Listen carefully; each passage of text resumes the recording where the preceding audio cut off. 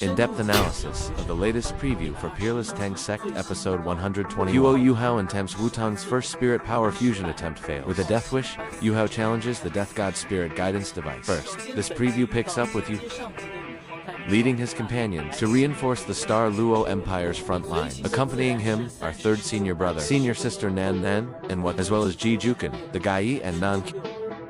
This group consists mostly of 7-ring spirit saints. Their combined combat power is comparable to that of a super. In a previous episode, the Star Luo Empire's army was just devastated by the ship. With a blast from the Death God spirit guidance device, now, they can't win a fight, and they have no way to scout the enemy. Our brother Hao, the Empire's so-called God of War, was completely beaten down. That's why they had no choice but to ask Shrek for help. This is too dangerous. Even an ultimate duel wouldn't be able to operate for very long. First, in this scene, we see Dai Hao trying to stop Yu Hao's plan, because this guy wants to immediately scout the highest peak of the Bright Dual Mountains, which is where the Death God spirit guidance device is located. Yu Hao's plan is to have Dai Hao get him to an altitude of over 5,000 meters. From there, he will glide to approach the Bright Dual Mountains. That's why Dai Hao says that even an expert as powerful as an ultimate duel wouldn't dare to operate at 5,000 meters for an extended period. In the real world, an altitude of 5,000 meters isn't that high. Commercial airliners can fly between 8,000 to 12,000 meters, but in the world of Dao Luo, it's a different story. The temperature above 5,000 meters plummets to around -150 degrees Celsius, so a typical titled Dao can't endure it for long. Here's a fun fact. In reality, the temperature at 5,000 meters is only between -15 and -25 degrees Celsius. In this world, nothing is impossible. Clearly, Yu Hao's statement means he isn't afraid of the extreme cold. And that makes sense. His ultimate ice can now reach temperatures of around -165 degrees. A mere -150 degrees is nothing to him. Plus, he has the Snow Empress, the Ice Empress, and the Star Anise, mysterious ice grass inside him. Even Brother Skydream is a quasi-attribute spirit. I came to find you tonight for something important. I really think there's a chance we can achieve a fusion. Since we're both young, the success rate should be high.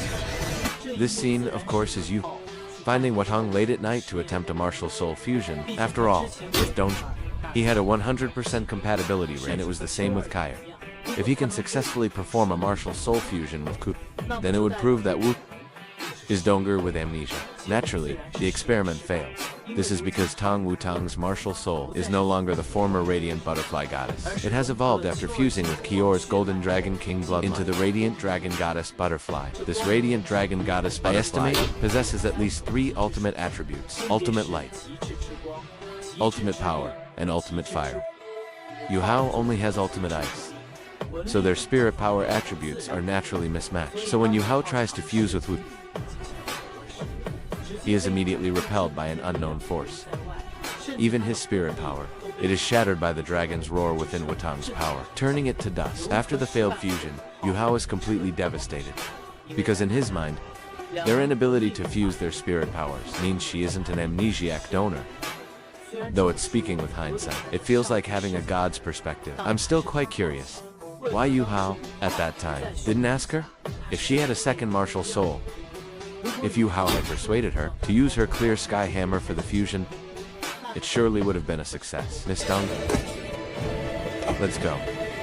What's with this guy? Why is he acting so formal?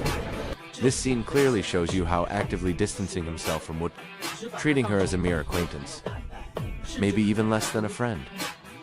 He uses the extremely formal Miss Tang. After all, in Yu Hao's mind, since the fusion failed, she can't be Donghua. Even though she looks identical to Dun, she is still not his beloved. And it's precisely because the fusion failed that Yu Hao is now overcome with a sense of utter despair.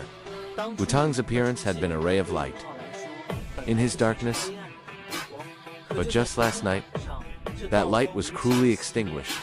Suffering such a devastating blow once again, the impact on Yu Hao is immense. This is why Yu Hao now has a death wish, insisting on scouting the Death God device. if I can break through from here. I can see the Sun Moon Empire's entire military deployment. I'll have a panoramic view.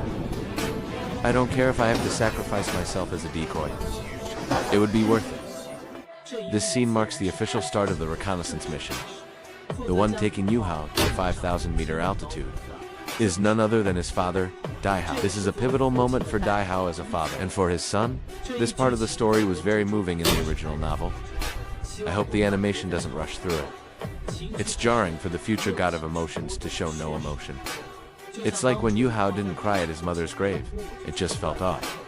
He hadn't visited his mother in almost 7 years, yet he didn't shed a single tear. This not only makes Yu Hao's emotional expression seem flat, but it gives the character less emotional impact than some side characters from other series. In other shows, when a character grieves, the emotions move from shock and sorrow to resolute anger, and finally, to helplessness and tears. That feeling of wanting to save someone but being unable to is rendered with maximum impact. I can only say that if they continue to skip these crucial emotional scenes, it will only create a disconnect between Yu Hao's character and his future position as the god of emotions. What are your thoughts on this?